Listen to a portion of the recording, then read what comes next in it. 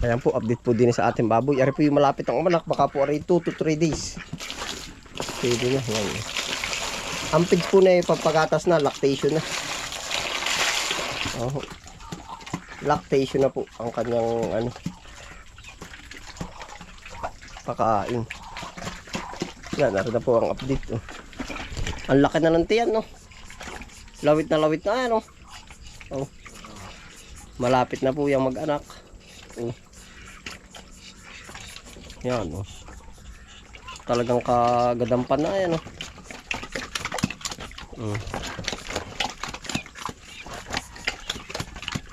Ganadong kumain. Lagi po natin binubusog din. Kasali ang baby, manok. Nasa lupsop pa, ano. Yari nga na, para sa kanyang mga anak, ano. Yan na po. Update ko na lang po kayo pagka umanak.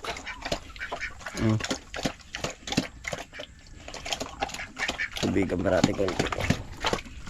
Wala, dami. Ay, naku, itinagilid. Na, ayun, tandang naman. No? Nakakain lang ng tandang, bumalik eh.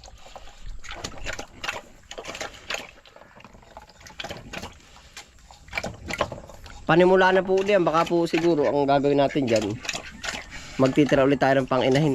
At talaga namang nung nakaraan, medyo marami na rin po tayo ditong naging baboy na pinakawalan na rin natin yung iba, pero tayo sinusurvive pa rin po nito. Yan. Yan, laka mo na yan.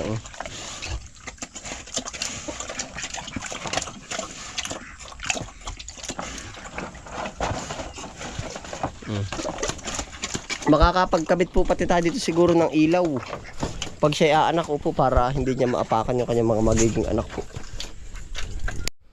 Ayun po, ngayon po naman sa episode na ito, diretso na po tayo pag tiba po ng senyorita dun sa gilid. Tako, Francis, pasuyo na rin camera. Cameraman po natin si Kuya Francis. Hindi na tayo lulusad.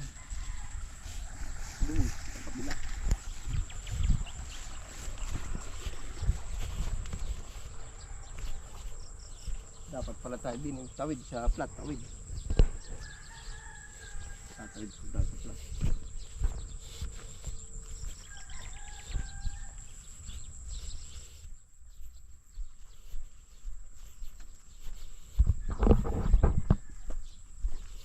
Titingin po tayo ng saging, baka tayo makakadali kahit ilang buwig. Maigi rin.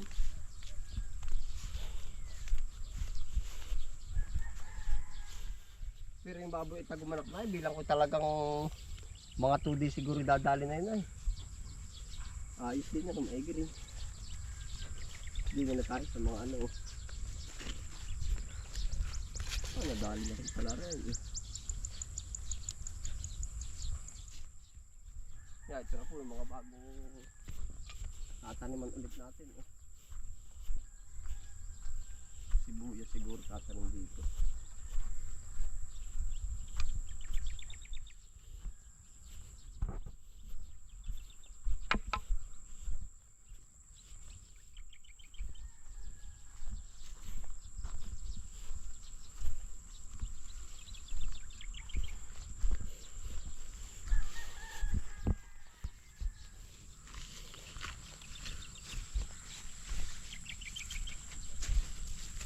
Yan, dito po tayo sa gilid ng senyoreta.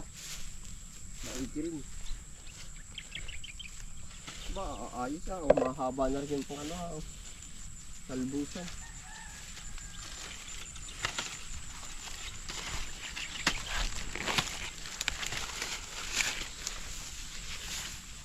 Ay, ari na isa eh. Nakasinog na eh. Bagsak na nga pala. Kasi po medyo tatabtaban na rin.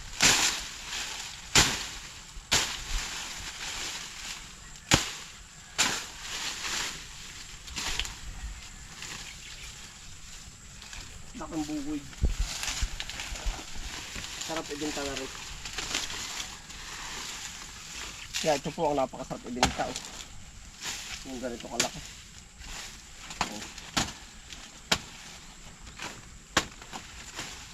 Laki ano. Yan po.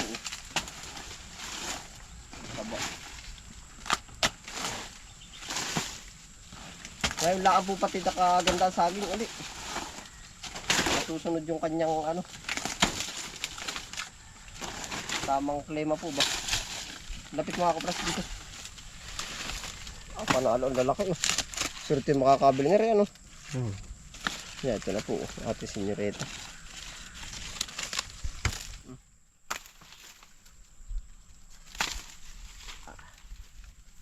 Tataba. Op. Hapon na po tayo nakapag ano ito eh. Nakapag-gawa, kapalang gawa. Nakapal po kanina ang gawa. Dito po tayo sa iba.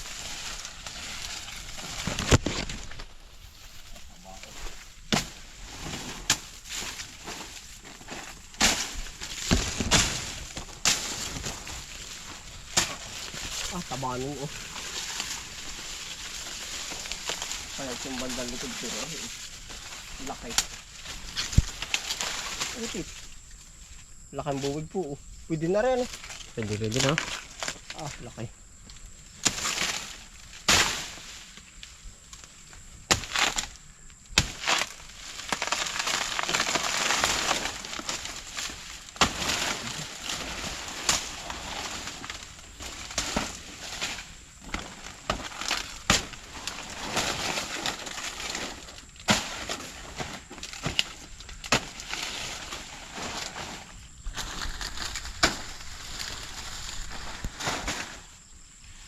Meron pa rin pala po. Sunod na ano na uli yan, pangkain. Binibenta po natin rin malalak.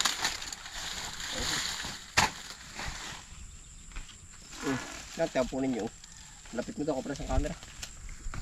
Ay po. Pagkatataba po. Solid. Ang kabaraso ng bata ano.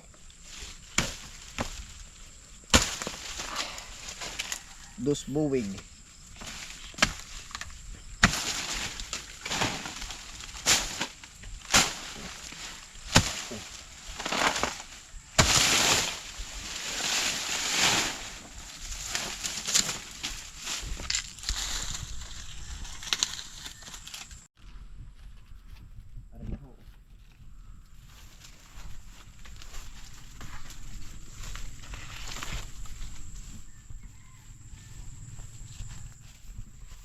Parang pwede na rin yun nandun, nasa kabila.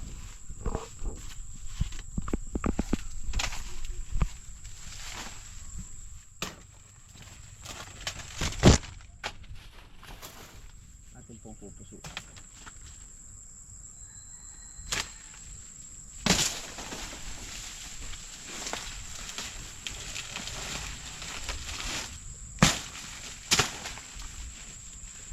Yari po.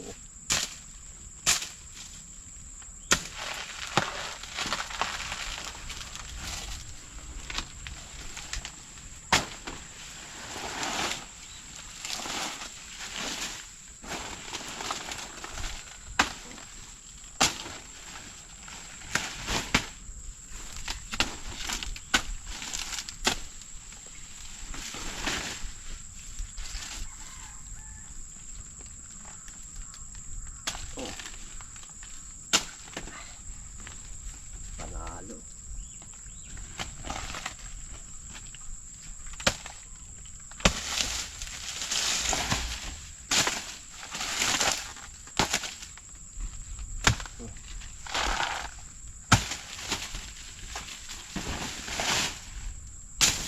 Patatlo ano? Oo. Laki pa po. Laki pa isa. Pero dapat pala hindi ko muna tibain ano, sayang. Ay, baka lumaki-laki pa. Hindi. Tama-tama siya sa 15. May 15. Pang dekorasyon no. Di iwanan mo na lang yung ano, pwedeng iwanan. Ha? Iwanan mo na lang yung pwedeng iwanan. Ito nga, ito pwede na to. Oo, maganda-ganda. Pang dekorasyon ba ano? Ano paniwala ka kaya? Pwede rin. Kumbaga pang dekorasyon. Sa parting Munting Bayan, mabibili ito eh. Oo. Yung ba mga magdidekorasyon, Oo. naay po. Pwede ko palang ilako ito ano. Yung pakang kabila, naay, basta maraming senyorita. Ayos yan. Binigat na sa kabila. Ay, ito mataba na rin ata itong kabila. Oh.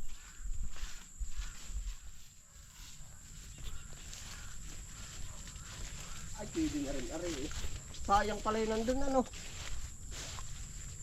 Di dapat ay halimbawa bukas antiba ano para abot ano sa mayuhan ano.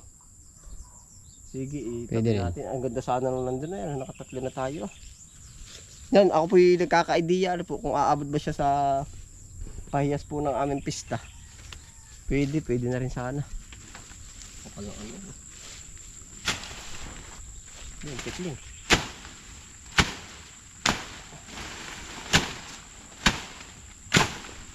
Ari po ay may ano. Yan, oh. May saging din.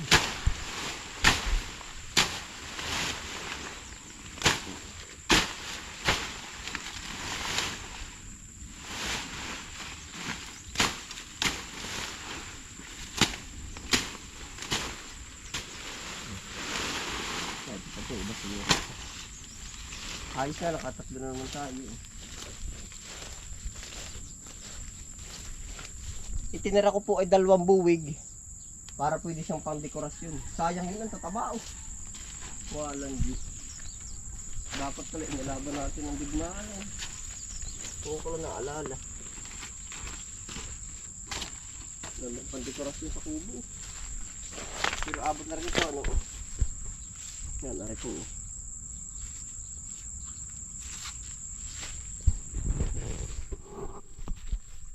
Yan.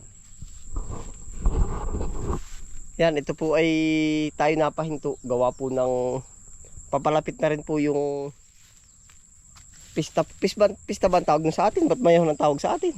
Pista ng bayan kaya yun. Pista rin ano? Pista rin. Pistang kanyon. Pistang... Pistang bayan ng Mayo. Ay di ba't ang sa atin ay September ang piyesta? Ng bayan ng Tayabas. Ari naman ay sa mga santo pala yun ano? Sa Santo ito. Gawa ng ang piyesta po ng Tayabas na sinasabi sa amin ay santo ng ang ipagdiriwang po namin ngayon.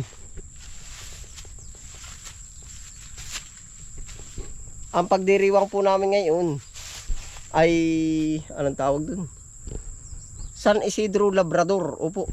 Pero ano po, yung sinasabi po namin piyesta ng Tayabas, San Miguel Arcangel. Anong pinakasanto Kuya Francis nun? Di ba San Isidro Labrador siya ay sa mga magsasaka? Si San Miguel Arcangel, ano ang saan siya kilalang santo? Hindi ko sure kung sa ano yan eh. Sa panganganak ba yan? Archangel eh. Oo. Yan, hindi ko rin po sure kung ano, pero yung amin po idadaos ngayon, yung tuwing Mayo 15, po, ay siya ay San Isidro Labrador. Alam ko po ay siya ay santo ng mga magsasaka. Opo. Yan, panalo po. Nagtira po tayo, atin pong inhinto. Tapos ito, di iuwi na lang po natin. Oh. Yan, naka 3 buwig po tayo dito. Yan, 3. Iuwi na lang po natin yan. Ayun, salamat po sa inyong pagsama. Ano po, yan, ingat po ang lahat. Oh. Ari po yung mga harvest natin. Pakita po sa inyo. Yan.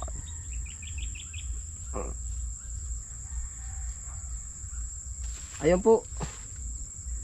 Ingat po ang lahat. Happy lang po. Bye.